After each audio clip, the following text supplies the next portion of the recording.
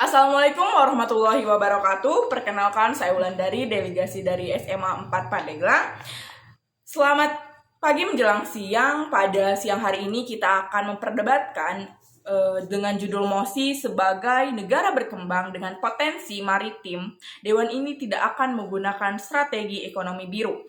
Sebelum membahas lebih lanjut perihal mosi tersebut, saya akan memberikan 3 kata kunci utama yang akan saya definisikan dari negara berkembang. Negara berkembang adalah negara yang mempunyai struktur ekonomi yang masih dalam tahap berkembang dan masih kurang mampu menggunakan faktor-faktor produksinya untuk meningkatkan kemakmuran rakyatnya, sehingga mereka tetap berada dalam kemiskinan.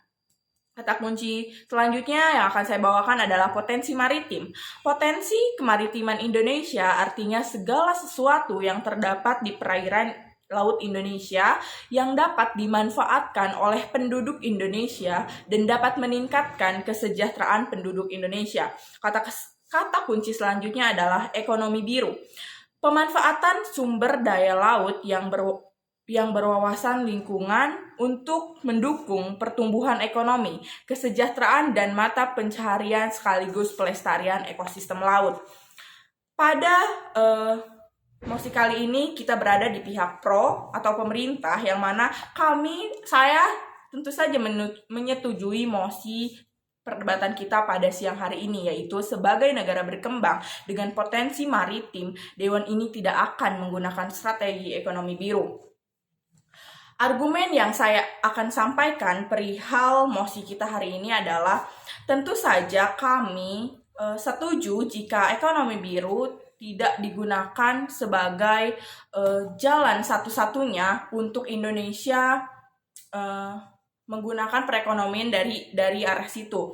Kenapa? Karena ekonomi biru ini berdampak pada eksploitasi sumber daya laut seperti flora dan fauna. Mengapa demikian, Dewan Juri yang terhormat?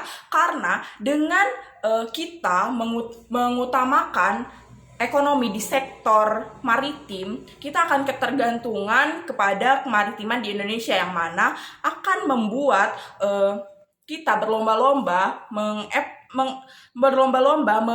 mengambil sumber daya di laut Indonesia seperti ikan-ikan, terumbu karang yang ada di perairan Indonesia akan terus dieksploitasi untuk dijadikan mata pencaharian, dan itu akan mengganggu ekosistem kelautan kita, Dewan Juri yang terhormat. Selanjutnya adalah sumber daya manusia yang belum mampu untuk meningkatkan ekonomi biru tersebut. Sumber daya manusia kita yang kurang baik dan kurang mampu untuk memajukan dan mengembangkan ekonomi biru ini tentunya sangat berpengaruh terhadap sistem dan strategi ekonomi yang baru-baru ini akan kita lakukan di Indonesia.